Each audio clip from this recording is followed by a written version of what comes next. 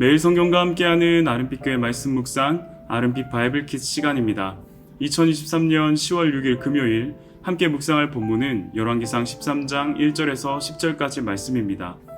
특별히 오늘 본문에서 주목하고자 하는 말씀은 열왕기상 13장 1절과 2절입니다. 말씀을 읽어 나갈 때 본문에서 반복되는 표현에 주목하며 묵상하기를 원합니다. 보라, 그때에 하나님의 사람이 여호와의 말씀으로 말미암아 유다에서부터 베델에 이르니 마침 여로보암이 제단 곁에 서서 분향하는지라.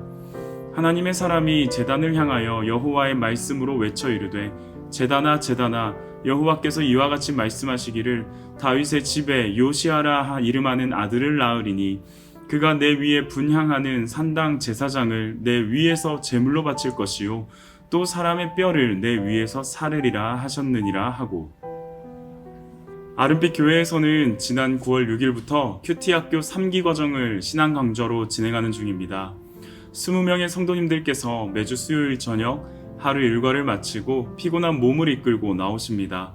큐티의 목적과 의미 그리고 방법론에 이르기까지 어떻게 하면 큐티를 통해서 하나님의 말씀을 보다 삶의 등불과 빛으로 삼을 수 있을지 고민합니다. 큐티는 성경을 그저 읽어내려가는 통독과 다른 접근의 말씀 묵상입니다. 큐티는 고민에서부터 시작합니다. 한 단어, 한 문장, 한 문단의 질문이 큐티의 시작과 끝입니다. 아무쪼록 바이블 키트를 시청하시는 아름빛교회 성도님들께서는 보다 진짜 큐티의 맛을 경험하실 수 있게 되길 간절히 소망합니다. 오늘 본문은 어제 내용과 이어지는 장면입니다. 어제 우리는 북이스라엘의 여로보암이 금송아지 2개를 만들어 단과 베델의 제단을 쌓고 여호와를 향한 제사라며 북이스라엘 백성들을 모아 분향하는 장면을 보았습니다. 12장 33절은 여로보암이 직접 자신이 정한 절기에 베델에서 분향하는 모습을 보여줍니다. 그때 한 사람이 등장합니다. 이름은 없습니다. 그저 하나님의 사람이라고 표현될 뿐입니다. 그가 나타나 한 일은 예언입니다. 여호와의 말씀에 기초한 예언을 베델 제단 앞에 쏟아냅니다. 이 과정에서 분향하던 여로보암의 변화하는 상황과 심리를 엿볼 수 있습니다. 동시에 하나님의 사람의 주목할 만한 태도에도 관심을 기울일 수 있게 됩니다. 오늘 묵상은 전체적인 내용보다는 다소 지역적인 지점에 집중하고자 합니다. 큐티를 하실 때 이러한 관찰의 방식이 있다는 것을 소개하며 돕고자 준비했습니다. 그럼 어떠한 방식으로 보다 풍성한 진의에 맞는 말씀 묵상을 할 수 있을지 찾아가 보기를 원합니다. 성경은 기록된 글입니다. 모든 기록은 기록한 주체의 강조점이 담겨 있습니다. 하나님께서는 성령의 영감을 받은 인간 저자를 통해 성경을 기록하셨습니다.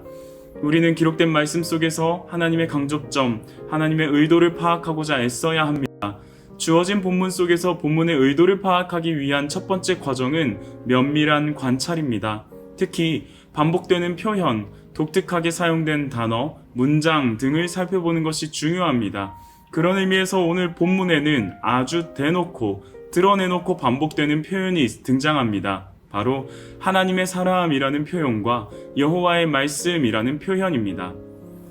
하나님의 사람이라는 표현은 1절과 2절, 4절과 5절, 6절에 2번, 7절과 8절에 모두 8차례나 반복됩니다. 총 10개의 구절에 8차례나 반복된다는 것은 그 자체로도 저자의 중심이 깃들어 있음을 보게 됩니다.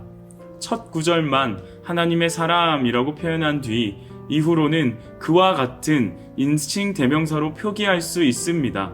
하지만 저자의 강조점, 의도가 있었기에 하나님의 사람이라는 단어를 반복하는 것이죠. 이와 마찬가지로 여호와의 말씀이라는 표현 역시 1절과 2절, 5절과 9절에 걸쳐 총 4차례 반복됩니다. 저자는 어떠한 의도를 가지고서 반복을 통한 강조로 우리에게 기록을 남겼을까요? 본문은 여로보암이 베델에서 제사를 드리는 장면에 이어집니다.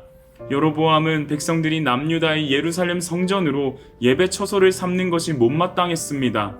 그래서 북이스라엘의 북쪽 경계인 단, 남쪽 경계인 베델에 제단을 쌓고 산당을 짓습니다. 동시에 2 금송아지를 만들어 각각의 제단에 올려두고서 여호와 하나님을 위한 제사를 드립니다.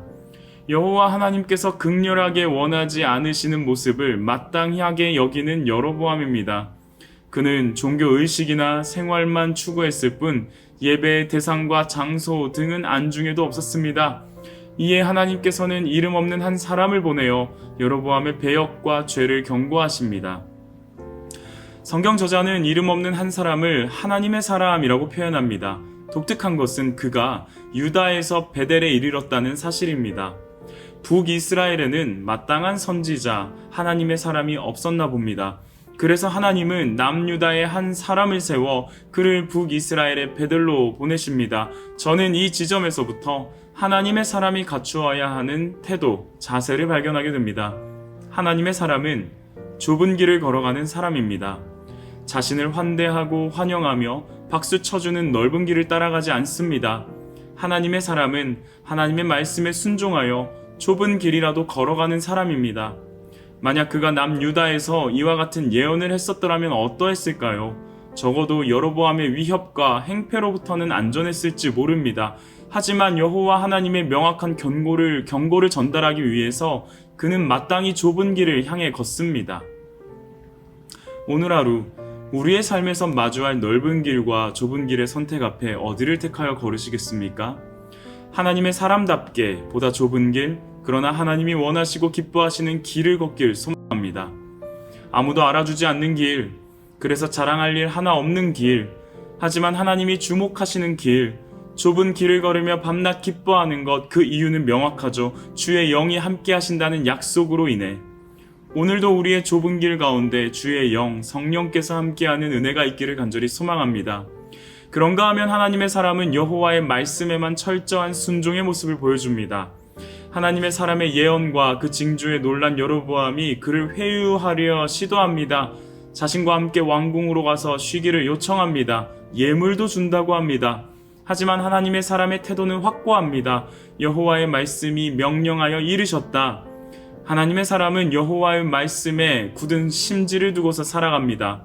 부와 명예, 보다 안락하고 평탄한 생활이 보장되어 있는 환경 앞에서도 그는 말씀을 쫓습니다. 그것이 이름 없는 이 사람을 하나님의 사람이라고 반복해서 표현하는 이유이기도 합니다.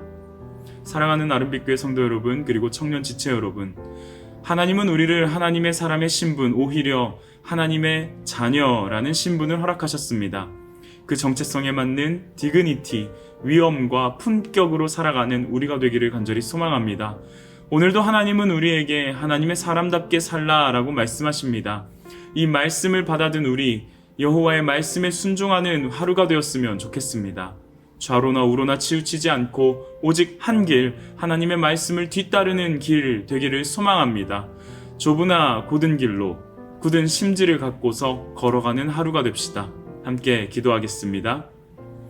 뜻하신 그곳에 내가 걸어가기를 원합니다. 하나님의 말씀이 이끄시는 대로 순종할 수 있는 마음을 더하여 주옵소서.